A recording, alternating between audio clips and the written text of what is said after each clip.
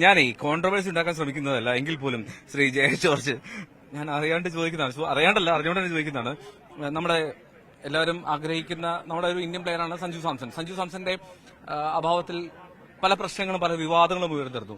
ഈ രഞ്ജി ടീമിൽ സഞ്ജു ഉണ്ടാകണമായിരുന്നു എന്ന് KC ആഗ്രഹിച്ചിരുന്നു.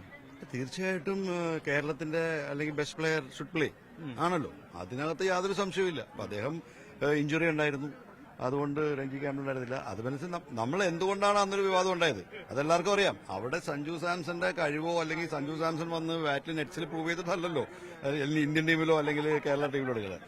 അവിടെ അദ്ദേഹത്തിന്റെ അഭാവം ആ ഒരു എന്താ പറയാ ഒരു ഡിസിപ്ലിന്റെ ഭാഗമാണ്. അതും അതൊരു ചട്ടം ഉണ്ടാക്കിയിട്ടുണ്ട്, അത് എല്ലാവർക്കും ബാധകമാണ്. അതിപ്പോ അദ്ദേഹത്തിനും ബോധ്യമായല്ലോ. ഈ അടുത്തൊരു ഇന്റർവ്യൂവിൽ അദ്ദേഹം പറഞ്ഞല്ലോ, ഇനിയുള്ള കാര്യങ്ങളിൽ ഞാൻ ക്യാമ്പ് അറ്റൻഡ് ചെയ്യും.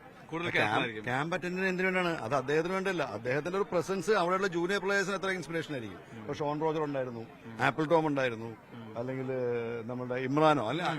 ആ ഒരു ക്യാമ്പില് സഞ്ജു സാംസന്റെ പ്രസൻസ് പ്ലേയിങ് ഗ്രൗണ്ടിൽ മാത്രമല്ലല്ലോ, ടീമിന്റെ മൊത്തം. അദ്ദേഹം ക്യാപ്റ്റനും കൂടിയാണ്. അപ്പൊ അത് ഓക്കെ, അദ്ദേഹം വിവാദമൊന്നും പറഞ്ഞില്ലല്ലോ.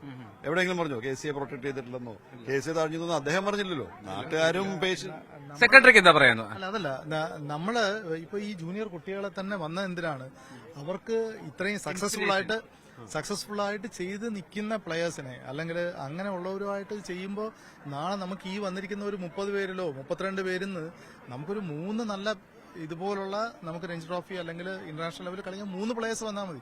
ഇതിന്ന് അവർ പഠിക്കാനായിട്ടാണ്. ഇത് മാത്രമല്ല, ഞാൻ ഒരു കാര്യം കൂടെ പറഞ്ഞുതരാം.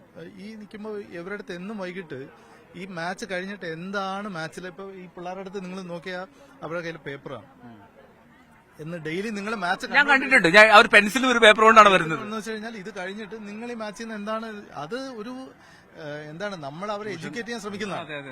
എഡ്യൂക്കേറ്റ് ചെയ്യാന്ന് വെച്ചാൽ അത് സ്വയം ചിന്തിച്ച് മനസ്സിലാക്കുക. അപ്പൊ അത് അങ്ങനെയാണ്. അത് എന്തുകൊണ്ടാണ് ഈ സീനിയർ പ്ലേയേഴ്സ് ചെയ്യുന്നത് എന്താണെന്ന് ജൂനിയേഴ്സ് മനസ്സിലാക്കണം.